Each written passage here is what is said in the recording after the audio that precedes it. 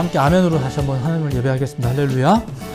자, 오늘도 데일리 처치를 통해서 같은 말씀을 나누는 모든 예배자분들을 예수님의 이름으로 환영하고 축복합니다. 자, 그동안 거룩한 백성으로서라는 이제 큰 주제 하에서 이제 몇 주간 연속된 말씀을 좀 전해드렸습니다. 누차 말씀드리지만 그 몇 가지의 제안이 4주간에 했던 그 제안이 뭐 조건이나 요약으로서의 소개는 아닙니다. 만약 그랬다면 이제 4주로 끝날 주제는 아니에요. 4주만으로 끝날 주제는 아니죠.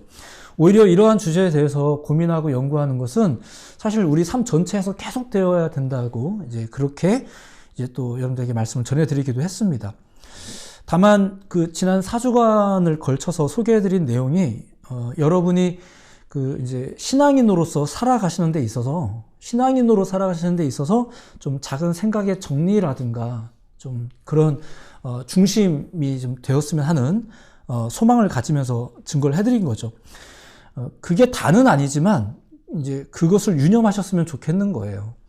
뭐 부족한 설교지만 또 유튜브에 영상도 올려놓고 했으니까 참고하셔서 항상 말씀을 새기시며 살아가시길 좀 권해드리고 싶습니다. 앞으로 전해드리는 말씀도 아마 그 큰 주제에서는 뭐 크게 벗어나지는 않을 것이라 생각을 합니다. 오늘 말씀은 그 부름받은 사무엘에 관한 이야기입니다. 뭐 잘 아시는 사람이겠죠. 자, 오늘의 이 이야기를 통해서도 이제 우리에게 어떤 믿음의 요구가 있으신지 또 그런 것을 좀 한번 주목해 보면서 오늘 말씀을 나누는 시간이 됐으면 좋겠습니다. 자, 사무엘상 3장, 여기에는 그 어린 시절 사무엘이 하나님을 만나는 장면이 이제 소개가 됩니다.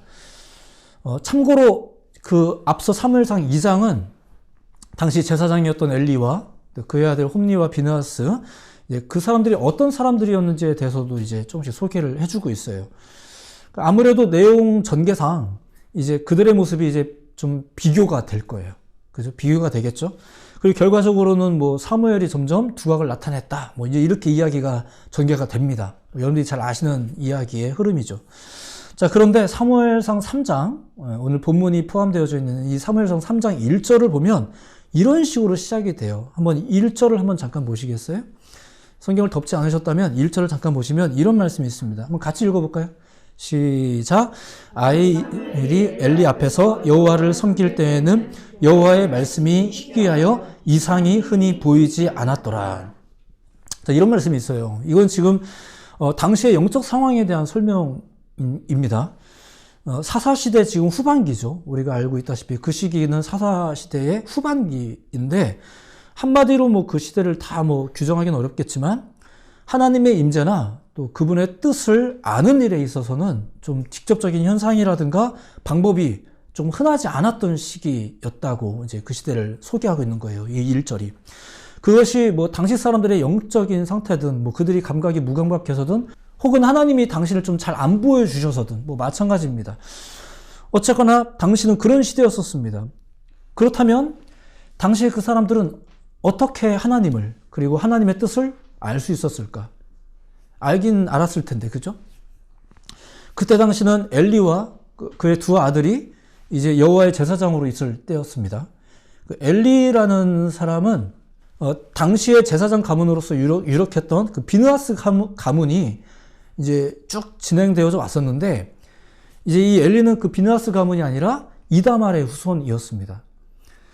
또한 당시에 그 혼란스러웠던 그 사사시대의 말기에 이 엘리는 대제사장직과 지금 말한 이 사사직을 동시에 다 맡은 사람이었었어요. 뭐 단순히 보자면 정말 훌륭한 분이었구나 뭐 이렇게 말해도 뭐 큰 문제는 안 되겠지만 많은 해석자들이 성서 해석자들이 해석하기로는 그는 정치적 수완이 뛰어났던 종교 지도자였다 이렇게 해석을 하고 있어요. 뭐 이에 대한 설명도 좀 길게 할 수 있겠지만 뭐 엘리에 대해서 조금 더 깊이 알 수 있는 좀 단적으로 알 수 있는 한 가지 분명한 사실은 자녀 교육은 좀 잘 못했던 것 같아요. 이제 그런 내용이 이제 1, 2장에 보면 잘 나오죠.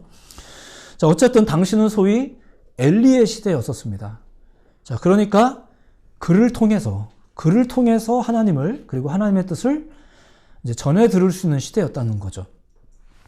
그것이 사사의 역할, 또 당시 엘리의 역할이자 책임이기도 했을 겁니다. 그러니까 당시의 사람들이 하나님을 인식하거나 하나님의 뜻을 알 수 있는 방법은 특히나 이 예배 혹은 엘리라는 이 목회자를 통해서 이제 알 수 있었다는 거죠. 거의 뭐 유일했습니다. 그리고 구약에 나타난 이제 초기 신앙의 상황을 보자면 그게 당연했습니다. 그게 당연했어요. 어떻게 그럴 수 있나? 그게 아니에요. 그게 사실 당연했어요. 기본적인 신앙의 형태가 백성들 누구나 다 뭐 나도 하나님 음성 듣고 싶어요. 이런 것이 아니었었어요. 하나님이 우리 목사님에게 뭐라고 하시나 이거였었어요. 그죠? 그것이 우리가 구약을 통해서 보는 많은 위대한 선지자들의 모습, 그리고 이스라엘 민족의 모습이지 않았습니까? 그러니까 이거는 뭐 너무했다, 나빴다 이게 아니라 사실 그게 당연했었어요. 뭐 한편 오늘날 우리는 이제 성경을 통해서 이미 하신 하나님의 말씀, 이 성경을 통해서 언제든지 그리고 얼마든지 그리고 누구든지 하나님의 뜻을 가늠할 수 있죠. 그리고 여전히 임재하고 계신 하나님을 발견할 수 있습니다. 믿으시기 바랍니다. 물론 오늘날에도 그 여전히 예배와 목회자는 그 백성들이 하나님을 알아가는 데 있어서 꼭 필요한 하나님이 세우신 중요한 매개체로서 그 중요성은 여전히 유효합니다. 그러니까 당시에 제사장이자 그 사사였던 이 엘리가 그 역할을 그냥 잘 감당하면 되는 거예요. 잘 감당하면 되는 거예요. 당시에 하나님의 말씀이나 임재가 희귀했다고는 하지만 사실 엘리가 자신에게 주어진 그 어떤 역할을 잘 감당하면 괜찮아요. 괜찮은 거예요. 이게 뭐 지금 굉장히 악한 시대였다라고 지금 소개하려고 3장 1절이 기록된 게 아니라 그저 그 시대와 상황을 소개하고 있는 거예요. 물론 사사시대 말기가 좀 어두웠다라고 오늘날 우리가 해석하고 있는 건 사실이지만 어쨌거나 엘리가 그냥 잘하면 돼요. 엘리가 잘하면 되는 겁니다. 뭐 그러라고 있는 사람들이잖아요. 그리고 왜 이렇게 짐작을 하느냐? 이거는 사무엘이 구별되기 전 그 엘리와 그의 아들들의 이야기, 이 사무엘상 1장과 2장을 읽어보시면 그냥 잘 알 수 있어요. 그 엘리가 또 두 아들이 그냥 잘 그러지 못했다는 것을 너무 명확하게 명시하고 있으니까. 하나님의 말씀이 희귀했다는 것은 그들과 관계가 없지 않았어요. 되게 중요한 관계가 있죠. 자, 어쨌든 그렇게 당시는 어떤 시대였다고요? 하나님의 말씀이 희귀하던 시대였어요. 그런 때에 자, 이제 사무엘에게 하나님이 나타나시게 되죠. 그게 이제 4절부터의 기록입니다. 4절을 보면 이렇습니다. 이 4절 한번 같이 읽어볼까요? 자, 오늘 본문의 첫 구절이죠. 읽어봅니다. 시작. 여호와께서 사무엘을 부르시는지라 그가 대답하되 내가 여기 있나이다 하고. 자, 그러니까 이런 일이 흔하지 않았던 시대였잖아요. 그러니까 지금 하나님이 사무엘을 부르셨다는 것 자체가 사실 굉장히 놀라운 거예요. 더군다나 지금 보통 하나님께서 이런 임재를 어떻게 나타나셨다고요? 제사장을 통해서, 예배를 통해서, 그리고 선포되어진 말씀을 통해서 우리가 알고 그렇구나 하고 돌아가는 게 당시의 신앙의 구조였었단 말이에요. 근데 지금 이렇게 특정한 누구에게 또 이제 접근하는 것, 물론 이런 일이 아예 없었다는 건 아니지만 굉장히 희귀했던 시대에 지금 하나님이 말씀하셨다는 건 이게 굉장히 특별하죠. 자, 그렇게 하나님께서 불러주셨어요. 근데 재밌는 건 사무엘의 반응이에요. 너무 쉽게 반응했다는 거예요. 내가 여기 있나이다.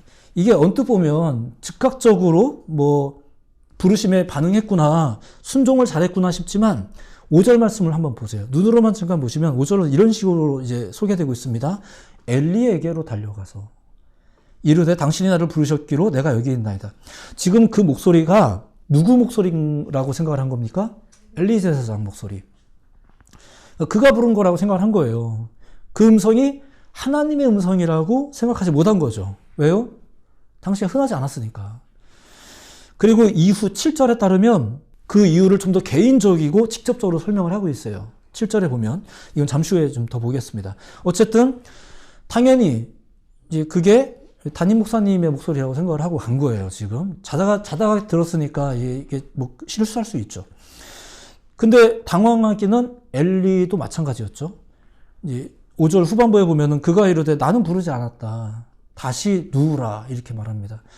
나 안 불렀는데 아마도 네가 자다가 꿈을 꾼 거 아니야? 라고 말하면서 계속 자라고 사무엘을 뒤에 돌려보냅니다. 사무엘은 그런가 이러면서 가서 다시 잡니다. 그래서 다시 침상에 누웠는데 또 음성이 들려오죠. 그게 6절이고요. 그러니까 하나님이 두 번째로 지금 사무엘을 부르신 거잖아요. 근데 같은 일이 또 반복이 됩니다.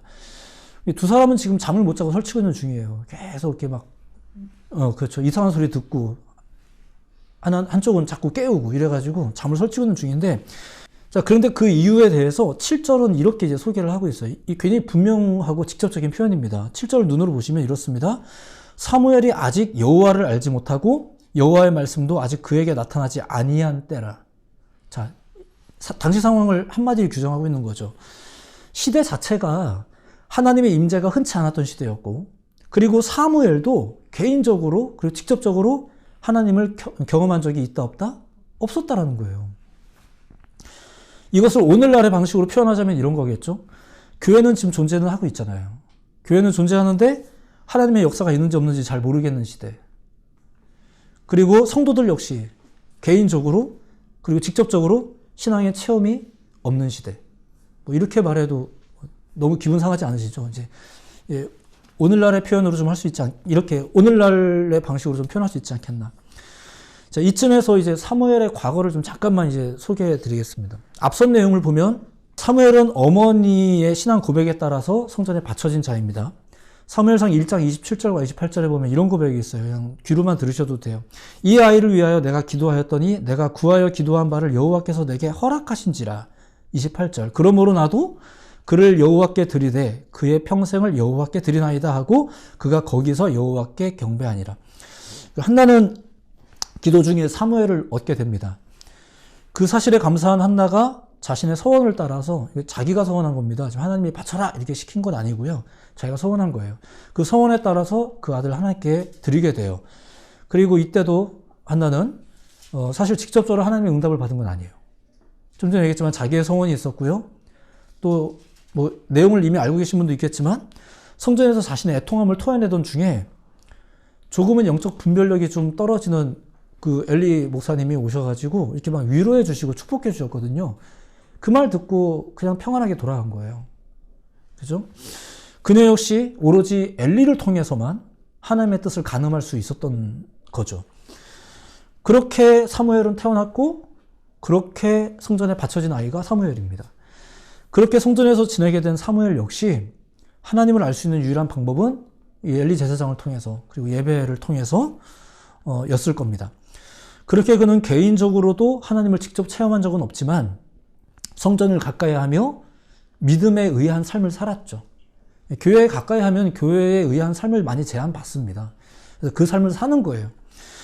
그리고 2장의 기록에 따르면 그는 성전 생활을 하면서 하나님과 사람들에게 꽤 사랑받으면서 이제 성장했다고 해요. 그러니까 아마 사랑받을 짓을 많이 했나 보죠. 한편 2장에서는 엘리의 아들 홈리와 비느하스에 대해서도 이제 좀 소개를 하고 있는데 2장 12절에 보면은 그들의 행실이 나쁨과 동시에 또 이러했다라고 기록을 하는 장면이 있어요. 이제 소개해드리면 이런 겁니다. 엘리의 아들들은 행실이 나빠 여호와를 알지 못하더라. 이런 말이 있어요. 그들의 행실에 대해서는 사실 이 구절뿐만 아니라 1장부터 봐도 그냥 계속 나빴어요. 꽤 많은 정보를 제공해 주니까 그냥 보시면 알 수 있어요. 근데 다만 오늘 중요하게 보려는 건 뭐냐면은 홈리와 비느하스가 여호와를 알지 못했다는 거예요. 그런데 보니까 사무엘도 어땠다고요? 여호와를 알지 못했어요. 그러니까 똑같아요. 다 여호와를 알지 못했어요. 사무엘이 아직 여호와를 알지 못하고, 물론 이것을 두고 사무엘이 그 하나님이라는 존재 자체에 대해서 또 하나님에 대해서 완전히 무지했다라고 말할 수는 없어요. 이제 그렇게 말할 수는 없지만 그가 뭐 그동안 하나님에 대해서 못 들어봤겠습니까? 하나님을 뭐 믿지도 않으면서 계속 내가 이렇게 성전에서 살고 있겠습니까? 그건 아니겠죠. 하지만 이 역시 따지고 보면 홈리와 비느하스도 마찬가지죠. 아버지가 목사님인 건데 교회 안에서 나쁜 짓을 많이 했다고는 나오지만 어쨌거나 그들도 교회 생활을 잘 알고 교회를 가까이 하던 사람들이잖아요. 오히려 사무엘보다 더 가까이 그럴 수 있는 사람들이 바로 이 홈리와 비느하스가 아니겠습니까? 예배의 어떤 순서까지 담당해서 사역을 감당하던 사람들이니까. 마찬가지라는 거죠. 다만 행실의 차이는 분명히 있었습니다. 오늘의 주제가 사실은 그 행실과 관련이 커요. 어쨌든 그러한 때에 사무엘이 하나님의 음성을 듣게 되죠. 처음에 사무엘은 그것이 엘리 제사장의 말인 줄로 알았습니다. 그리고 엘리 제사장은 이게 사무엘의 꿈인 줄 알았고요. 그리고 이런 일이 반복이 됩니다. 이렇게 반복이 되면서 두 사람 다 착각하고 이제 두 사람 다 헷갈립니다. 자, 그런데 세 번째 이런 일이 벌어지자 엘리가 먼저 뭔가 눈치를 채기 시작해요. 아, 역시나 그래도 엘리가 제사장은 제사장입니다. 그래도 좀 먼저 눈치챕니다. 그리고 사무엘은 아직 눈치를 못 채요. 아직 엘리보다 좀 감이 느린 편이겠죠. 어려서도 그랬겠고 여러 가지 의미에서. 엘리가 먼저 눈치를 채고 사무엘에게 어떤 팁을 줘요. 그리고 그 팁을 따라서 사무엘은 그 엘리 목사님의 말을 따라서 다음 음성이 들려왔을 때 이제 반응합니다. 그리고 그 작업을 통해서 처음으로 하나님을 직접적으로 경험하게 되죠. 사실 이 이야기 속에서 사무엘은 그 당시 시대의 여느 사람들과 다를 것 없이 심지어 홈리와 비누아스와도 다를 것 없이 하나님을 잘 모르던 사람이었습니다. 하지만 이 이야기 속에서 우리가 보아야 될 것은 뭐겠는가? 사무엘의 태도에 관련된 것입니다. 사실 사무엘이 이 길에 들어선 것도 앞서 설명드렸지만 이 성전에서의 삶을 살아가는 것도 자의적인 주장이나 또 심지어는 신앙적인 결단으로 살아가던 삶이 아니었었어요. 그래서 이걸 가지고 어떤 분들은 사무엘은 순종의 사람이었다 이렇게 해석하시기도 하는데 틀리지 않아요. 틀리지 않습니다만 조금 더 광범위하게 좀 포괄적인 의미로 사무엘의 삶을 태도를 보자면 그냥 순종했다라고 말하기보다 성실했다라고 보는 게 좋아요. 아무 말이나 막 순종했다가 아니잖아요. 왜냐하면 이후에 보면 알아요. 엘리가 말하라고 했더니 막 말 안 하려고 했거든요. 그 잠시 후에 소개해드리겠습니다. 그냥 막 순종한 게 아니라 성실하다라는 게 있어요. 좀 다른 표현이겠죠. 어머니 때문에 시작한 신앙이고 어머니 때문에 시작한 교회 생활이잖아요. 그리고 여전히도 몰랐어요. 여전히도 내 개인적인 경험 자체는 사실은 없었어요. 하지만 주어진 삶에 충성하는 거죠. 우리 목사님은 또 어때요? 늙어서 심지어는 앞도 잘 안 보이는 분이래요. 그런데 이 목사님을 향해서도 이 엘리는 어떤 사람이었는가? 이런 태도들이 있다는 거죠.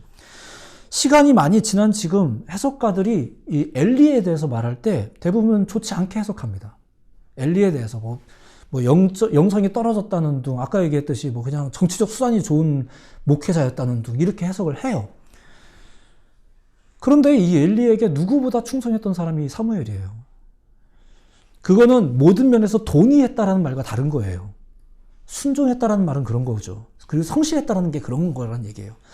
옳지 않다, 옳다 이러지 않았다는 거예요. 자, 이게 오늘 이야기를 통해서 첫 번째 보아야 될 부분입니다.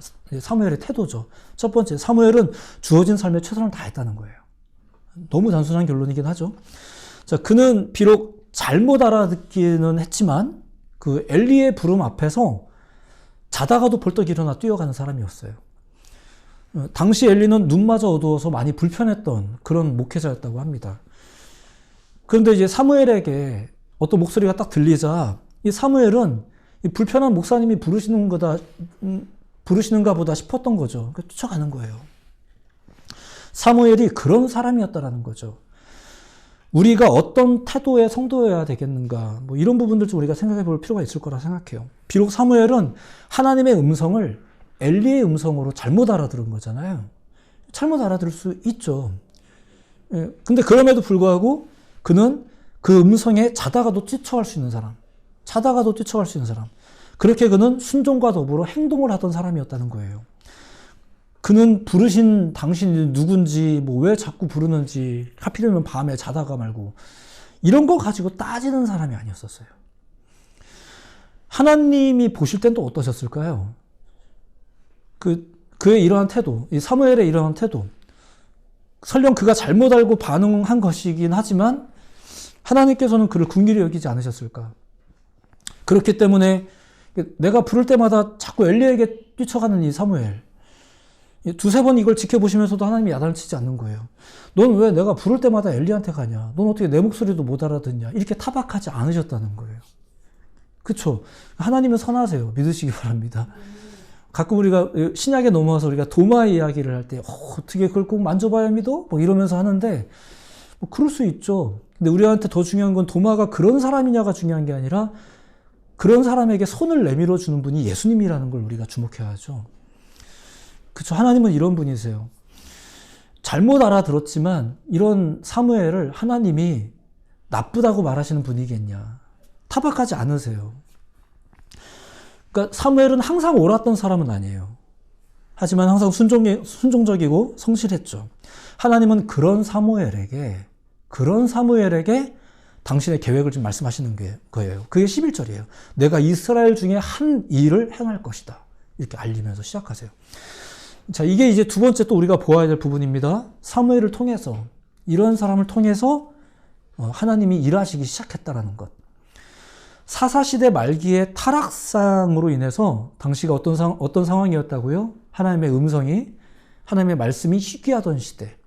이런 때에 하나님이 지금 보세요. 계속 나타나잖아요. 더군다나 내 목소리도 못 알아듣는 사람한테 지금 3번, 4번 지금 등장하고 계세요. 지금 이 시대에 한 번 말 듣기도 어려운 이 시대에 지금 이 자리에서 이 실수 많은 한 젊은이에게 계속 말하는 거예요. 이런 역사가 일어나고 있죠. 사무엘상 앞부분이 보여주고 있는 게 뭐예요? 사무엘의 부르심이 뭐예요? 사무엘이 하나님의 그 초월적인 상태에서, 초월적인 역사 가운데서, 혹은 강압적인 역사 가운데서 지금 부름을 받고 있어요? 아니에요.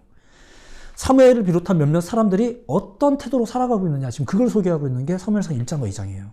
그리고 이런 시대에 이런 사람들 중에서 어떤 태도를 가진 한 사람에게 지금 하나님이 임하고 계신 거예요.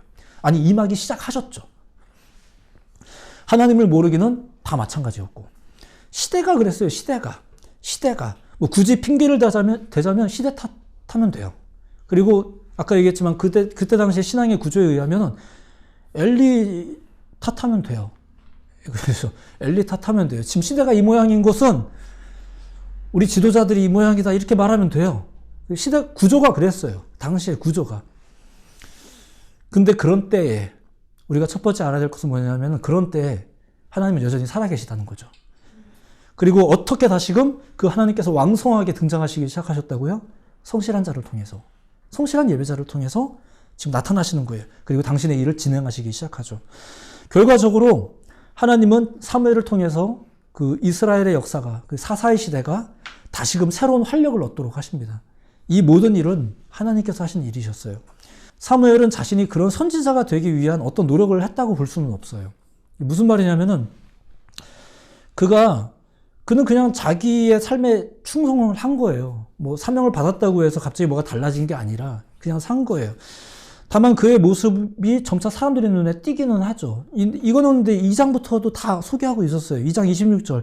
아이 사무엘이 점점 자라가며 여호와와 사람들에게 은총을 더욱 받더라. 굉장히 사랑받는 아이였던 것 같아요. 근데 부르심을 받은 이후에도 또 어떻습니까? 3장 20절에 보면 이런 말씀이 있어요. 단에서부터 부엘세바까지 온 이스라엘이 사무엘은 여호와의 선지자로 세우심을 입은 줄을 알았더라. 이런 말이 나와요. 무슨 말이냐면은 공식적인 선언에 의해서 사무엘이 선지자로 구별된 게 아니라 그냥 서서히 알려진 거예요. 그냥 알려진 거예요. 당시는 여전히 엘리가 영적 지도자였습니다. 그렇죠? 당시 엘리가 영적 지도자였었어요. 사실 다윗도 마찬가지예요. 다윗은 그냥 다윗이었고요. 왕은 계속 사울이 왕이었었어요. 그런데 시간이 흐르면서 어떤 일이 벌어져요? 그리고 오늘 본문에서도 이 엘리 가문에 대한 이야기도 어떻게 시간이 지나면서 변하게 됩니까? 얼마 후에 블레셋과 이스라엘의 싸움이 있거든요. 그때 홈리와 비나하스가 전쟁에서 죽습니다. 전쟁에 죽어요. 그리고 이 소식을 전해들은 엘리가, 그리고 하나님의 언약궤를 뭐 어떻게 됐다 뭐 이런 얘기를 들은 엘리가 충격을 받았는지 자기가 앉았던 의자에서 이렇게 일어나다가 뒤로 넘어져서 목이 부러져 죽어요. 그렇게 사무엘의 시대로 넘어가게 된 거예요. 사무엘이 부름받은 자라고 해서 내가 뭔가를 받았다고 해서 내가 뭔가를 내 인생에 가한 게 아니에요. 자기는 그냥 그렇게 산 거예요. 자기에게 맡겨진 삶을 살아간 거예요. 그러면서 그의 시대가 그냥 오죠. 그가 그거를 강압적으로 주님의 뜻을 이루기 위해서 뭔가를 하고 있는 게 아니라 하나님께서 하시는 거예요. 사무엘은 그저 성실했습니다. 그가 어떠한 태도의 사람이었는지에 대해서는 그가 하나님의 계시를 그 엘리 제사장에게 말하기 꺼려했던 장면을 통해서도 볼 수 있어요. 아까 얘기했던 부분입니다. 그 하나님이 사무엘을 부르시면서 또한 밝히신 게 뭐냐면은 엘리 가문이 멸망하게 될 거다라는 얘기였거든요. 근데 이 얘기를 내가 엘리 목사님한테 얘기해야 되는데 사무엘이 그걸 하기를 되게 꺼려했거든요. 하지만 결국은 이제 엘리가 하도 물어보니까 결국은 이야기를 했어요. 자, 했는데 엘리를 잠깐 보자면 엘리가 이 말을 듣고 나서 좀 충격을 많이 받았겠지만 그냥 받아들이게 돼요. 18절에 보면 이런 말씀이 있어요. 사무엘이 그것을 그에게 자세히 말하고 조금도 숨기지 아니하니 그가 이르되 이는 여호와시니 선하신 대로 하실 것이라 하니라. 사무엘이 그 하나님의 계시를 딱 말하니까 엘리가 좀 약간은 쿨하게 이렇게 말하는 거예요. 그가 이르되 이는 여호와시니 선하신 대로 그분이 하실 거다 이렇게 말합니다. 그러니까 받아들이는 거죠. 자기 가문에 대한 나쁜 이야기를 들려줬는데 이렇게 받아들이는 거예요. 그러니까 신앙의 면모로 보았을 때는 뭐 나름대로 꽤 후덕한 모습이다 이렇게 또 이제 보여지죠. 자, 그런데 뭐 이런 안 좋은 예언도 뭐 받아들이니까 뭐 이거 쉬운 마음은 아닐 거지 않습니까? 그런데 실상 자신의 가문에 이러한 심판이 있을 거다라는 이야기를 사실 2장부터 이미 얘기했었거든요. 그리고 지금 사무엘을 통해서 지금 듣고 난 지금 시점에서부터 10년에서 15년 정도가 지나고 나서야 그런 일이 사실 벌어지거든요. 그러니까 그냥 인정만 하고 말 것이 아니라 조금 적극적으로 회개하고 노력을 하면 좀 되지 않았겠나. 좀 안타깝죠. 나름대로는 2번이나 지금 계시를 받은 거잖아요. 2번이나 계시를 받았는데도 불구하고 그는 그러지 않았어요. 그냥 인정만 한다고 해서 믿음이 좋은 건 아니에요. 그것이 믿음이 좋은 건 아닙니다. 때로는 여러분들이 도전하셔야 돼요. 부끄러워하셔야 되고 힘들어하셔야 되고 그 고단함을 또 각오도 하셔야 되고 결단도 하셔야 되는 게 좀 있어요. 그냥 뭐 어쩔 수 없지 뭐. 이게 믿음이 아니에요. 정말로 그렇게 생각한다면, 인정된다면 빨리 정신을 바짝 차리시고 에너지를 다시 한번 확 몰아치셔야 돼요. 자, 말씀을 정리합니다. 사실 또 역시 쉬운 결론을 좀 깊이 이야기한 이제 셈이지만 하나님은 사무엘을 통해서 다시금 시대에 당신을 노출하시며 역사하시게 됩니다.